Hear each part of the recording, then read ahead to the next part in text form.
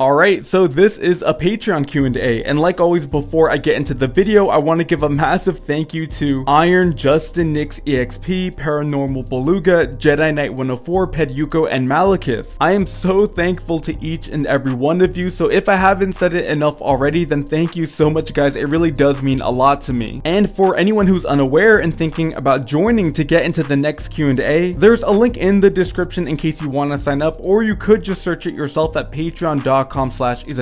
By signing up, you also get a shout out not just here but in every single video, and are open to asking me any 1 or 2 questions for the monthly Q&A that I do here every month. So with that out of the way guys, let's just get into the video. We got a lot to talk about. Alright, so the first question is coming from Malekith. It says, okay, so with round 8 starting, we have 7 completed rounds and record of Ragnarok. What is your ranking of them at the moment? And the second question is, when do you think the Jujutsu Kaisen series will come back to the channel? I'm trying, or not trying, I'm assuming, to put any pressure on you by asking for more series, but I'm genuinely curious and hyped about the possible return of Jujutsu Kaisen on your channel. Alright, so your first question is massive dude, and it's most likely gonna take me a while to fully explain myself here, and to be honest, I was really waiting and hoping for someone to ask me about my current rankings of the fights anyway, so I'm pretty hyped to make a video dedicated for it here, but I think I'll start with answering your second question first. So for anyone who's unaware, I was actually reviewing Jujutsu Kaisen a couple months ago. I think I stopped making videos for it immediately after the whole Yuta fight ended in the manga. It was somewhere around chapter 181, but to answer your question, I am definitely gonna bring it back. It's really just a matter of when at this point, and I want to say within the next 1 or 2 weeks maybe, but I don't want to promise anything just yet, so all I will say is that yes, I will be bringing JJK back to the channel. Alright, so now to get into my current rankings of the fights, but just to make myself clear here, I am in no way trying to persuade to you or declare that this list is like the standard that all lists should be built on, right? In other words, these rankings are completely subjective on account of just my personal opinions on the fight so far, and please, I would even like to invite you to agree or disagree with me in the comment section with your own list, because there are no wrong answers here. So starting from the bottom here, coming in at number 7 is round 6, Buddha versus Zero. And just for the sake of clarity, this is also including Buddha versus Hajin, and I'm sure a lot of the Buddha fanbase is running to hit the dislike button here, but before you do, I hope you'll let me explain myself. So I guess the reason it ranks so low here is just because of how uncompetitive it felt as a round, right? And this has nothing to do with the story of the fight itself. I think the actual narrative behind Buddha and Zero's history, and how Zero tying into Helheim and then Hades and Beelzebub, there's a lot about round 6 that continues to impress me in hindsight, especially when you consider Beelzebub's role in the round and where we're seeing Beelzebub currently in the story. But when I set the story aside and look at it as a fight on its own, I straight up just never felt that Buddha was in any real danger of losing, let alone dying, whether he was fighting Zero or Hajin. And again, this isn't a knock on the story. I think Zero and Buddha are pretty solid characters, but if we're just talking about the fights on their own, then I would just have to place it at number 7 on my list. And coming in at number 6, I have round 5, Shiva versus Raiden. Now, there's a lot to love about round 5. I would even go so far as to say that Shiva's one of the few characters who I would have preferred a spin-off for over Jack, and Raiden's backstory is for sure in the top 3 backstories for any of the human fighters we've seen so far, so I could definitely see someone argue for round 5 being their favorite fight. There's just so much value to it, and this includes Buddha versus Zero as well. There's all kinds of variety that offers so many different styles of fighting and storytelling that could make any of these 7 rounds anyone's favorite so far. But personally, I just think the top 5 that I'm about to get into here are simply untouchable compared to rounds 5 and 6, so maybe that's a hot take, I'll leave that up to you, but I would say these next 5 are just diamonds in my opinion. And coming in at number 5, I am going with round 4, Jack the Ripper versus Heracles. And I already know a lot of the fan base here is gonna hard disagree with me about this, and that's completely fine with me. It's like I just said, my top 5 are just untouchable, so it's not even like I have anything bad to say about round 4 either. I would even say round 4 is one of the few fights that have aged better than some of the others, so it's really only a matter of time that round 4 climbs the rankings for me, depending on what we see from the final fights of the story. And when I say my top 5 are near untouchable, what I mean to say is that I think these fights are just near perfect in my opinion. And And at number 4, I have round 1 Thor versus Lubu. Alright, so I'm sure I lost a lot of you already, but truly, round 1 is criminally underrated in my opinion. I know everything that happens in it like the back of my hand, but if you've somehow forgotten about it and just let it sit at the bottom of your rankings, then please, I highly recommend picking it back up and revisiting it from chapter 1, because for me, round 1 is one of the few fights that it felt like the story was really about the end of the world, right? And that's likely because it starts in chapter 1 after the gods had just decided to wipe out humanity, but I honestly haven't felt that pressure of the end of mankind in any other round as much as I did in round 1. It's one of the few things that I wish the story would focus more on, that feeling of apocalypse. And maybe you care more about the characters and their lore, or maybe just the tournament aspect of it and how the score will change with every round, but to me, I'm just always hoping that we see a fight that will bring it like round 1 did, where it really does feel impossible for the gods to lose and that the end of the world was just around the corner. But coming in at round 3, I have round 2 Adam versus Zeus. Now by this point, you all know what the next 2 fights on this list are, and there isn't much to say about round 2 that you haven't heard already from everyone else. It really just is a classic fight. It's like one of the ones everyone should read the manga for, if just for only that. And coming in at number 2, guys, it is round 3 Kojiro versus Poseidon. And it feels so weird that round 3 isn't my number 1 fight anymore, because it was number 1 for so long, but I cannot praise this fight enough, guys. It does everything that rounds 1 and 2 do, but brings it all together in combination so well, and the reread value of it is so high. It reminds me of what makes round 4 so good, because round 4 has so many amazing lines from Heracles that I love, but it's just so much more satisfying in round 3 because a lot of the best lines in it are from Kojiro and he won. So I know I said my top 5 are diamonds, but I think round 3 is a masterpiece. And coming in at number 1, I have round 7 Chin versus Hades, and this is one of the many reasons I was so happy you asked me about my current rankings of the rounds, because I will take every opportunity to say it if you give me the chance to. Round 7 is the closest to flawless that I've seen the story come close to, and you're entirely welcome to disagree with me, but from the art to the choreography to the story to the characters, I would even argue that it's somewhat underrated, and to be honest, that does not bother me. I'm totally fine with my favorite round staying under the radar, but it wouldn't be fair if I said I think it gets the recognition it deserves, because out of all the god fighters, Hades and Heracles have to be tied for the most underrated characters in the manga for me. But I think, like what I said about round 4, this is a fight that will only age better with time, which is insane to think about, that I will only appreciate it better as we get into the later rounds, but I'm hopeful that the fan base will also see it the same way. So thank you so much, Malekith. I hope I answered your questions. Alright, moving on to the next question. This one is from Iron. It says, have you ever thought about doing Tenkaichi character matchups like the ones you do for Record of Ragnarok? One I've seen floating around is Hino versus Fuma, not to mention there are a lot of fun ones I think you could do, like Kamizumi versus Toda or Yagyu versus Hino. Alright, so I definitely thought about it, but specifically after Kamizumi versus Hino ends, because I just don't think I could do them as often as I do with Ragnarok, right? And mainly because that would be only 8 fighters to work with if I'm waiting for Kamizumi versus Hino to finish, compared to 15 fighters from Ragnarok if I'm including Hajin, so it's really only 6 fighters if I'm looking only at the first 3 fights in Tenkaichi. But again, I am thinking about it. I've actually been working on one for a while, so it's funny you asked, but at the moment I just want to see how Kamizumi and Hino end their fight before matching them up against any of the other 6 fighters we've seen, but you'll definitely see me doing Tenkaichi matchups in the future, that's for sure. Okay, we got the last question here from NixEXP. It says, what other mangas do you enjoy at the same level as Record of Ragnarok? I need some more manga recommendations besides Berserk, Black Clover, and Chainsaw Man. Alright, so I can't promise you'll enjoy these as much as Ragnarok since they're not tournament battle manga, but they are still battle manga, so I'll give you a couple here. I'll start with Mashle, Kaiju number 8, and Dandadan. And these are all very different from each other, so I can almost guarantee you'll end up loving at least one of these, but if I had to recommend you just one, then I highly recommend Mashle. It's kinda like One Punch Man, but with a more shonen focus to it. And Kaiju number 8 is just a free-for-all. It's insanely popular at the moment, so I think you'll vibe with it if you're already into something like Chainsaw Man. And Dandadan is very hard to describe. I really suggest just giving the first chapter a read before giving the rest a chance, but if you think it's interesting enough, then you will love what comes after. But again, Mashle is a great time. I think the manga's in its last arc at the moment, and it should be getting an anime sometime next next year, I believe, but believe me, the manga is definitely worth checking out. But as for something I enjoy as much as Ragnarok, I'm just gonna come out and give you 3 more here. I'm going with One Punch Man, Noragami, and Tenkaichi. Now, if you're not already reading One Punch Man, then I'm sure there's not much I can say to convince you otherwise, but if you've somehow been living under a rock, then please stop everything you're doing and read it now. One Punch Man is a must read for anyone and everyone. And I really recommend Noragami if you want something more obscure here. I know the anime was really popular back when it first came out, and I'm probably the only YouTuber who's actively keeping up with the manga and making discussion videos for its new chapters, but I would highly recommend it if you're looking for a well-balanced shonen. It can be mature when it needs to be, but also feels familiar to a lot of the tropes that shonen manga usually carry. It's also very heavy on Shinto mythology, so if you're a history buff like me and most of the Record of Ragnarok fanbase, then I really hope you give it a look. There's all kinds of Shinto gods in it like Bishamon, Ebisu, Takamikazuchi, Amaterasu, the list just goes on. And Tenkaichi is pretty new, it only has a little more than 20 chapters out at the moment, but it's absolutely something that I can see every Record of Ragnarok fan would enjoy. There's no reason why you wouldn't like it in my opinion. But this is where I'm gonna wrap it up, guys. Thank you so much for your questions and supporting me on Patreon. I can't wait to do this again next month. Like I said at the start of the video, if you're interested and also would like to be in the next one, from now until the end of October, feel free to consider joining. You would also be helping me out a lot here in a massive way and get a special shout out in every single video. The link will be in the description below, or you could just search it yourself at patreon.com/Izanami. But other than that, guys, again, thank you so much for watching. Leave a like if you enjoyed the video. Let me know what you think in the comments. I would greatly appreciate it. And yeah, have a great day.